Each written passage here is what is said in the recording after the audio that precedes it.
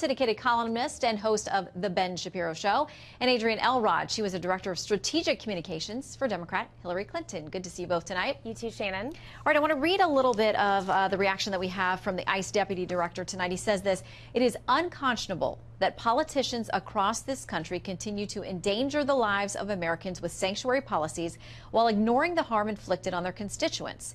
Following the conclusion of this case, ICE will work to take custody of Mr. Garcia Zarate and ultimately remove him from the country." Adrienne, he's come back 5 times. This will be number 6. How will it be any different? Look, there's no question that in this particular case, the system at the federal, state, and local level absolutely broke down. I still can't wrap my head around this verdict. I think a lot of people as are trying to unpack what actually happened and how the jurors came to this conclusion.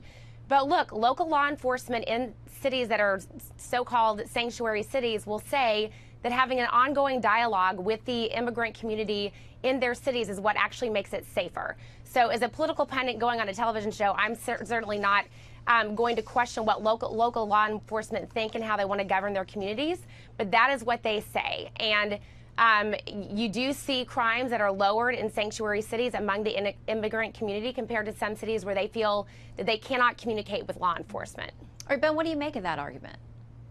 I mean, I live in Los Angeles, and I can tell you that the idea that making sure that illegal immigrants continue to be released back onto the streets rather than being given over to the feds, that is not going to lower the crime rate. The lack of trust between the immigrant community and the law enforcement community, that needs to be overcome. But that can't be overcome by simply saying that illegal immigrants should be released back into the community rather than being handed over to the feds. I mean, in this particular case, this guy was a repeat criminal many times. If you've been a citizen of the United States, here in California we have a 3 strikes law. If you're convicted 3 times in felony cases, you end up in jail for a very, very long time, for life. In this particular case, this guy was convicted of a bunch of different crimes. He was deported over and over and over again. He was set free by sanctuary cities that refused to coordinate with federal law enforcement. He was out. He picked up a gun. He stole a gun, presumably, and then he shot Kate Steinle. Whether he did it, whether he meant to shoot her or whether he just meant to discharge the firearm is of no consequence. When you pick up that gun and you know that it has the possibility of firing and it fires, then this is at the very best involuntary manslaughter.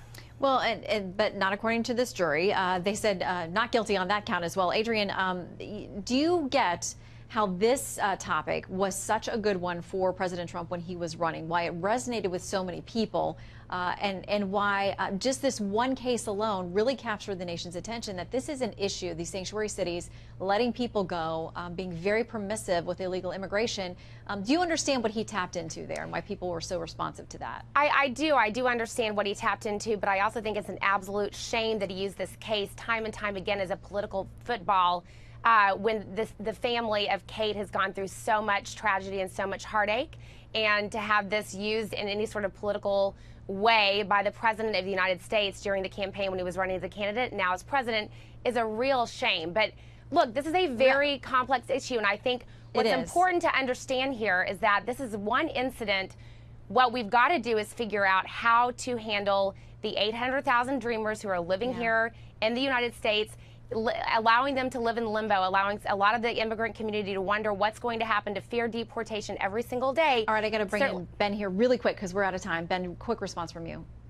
The basic notion that an illegal immigrant can commit crimes in this country and then re-enter the country at will is why President Trump won, and it's why President Trump ought to push for the construction of that barrier and ought to make sure that the American people are safe from predators like this one. We will expect to hear more from the White House on this. Ben and Adrienne, thank you both very much.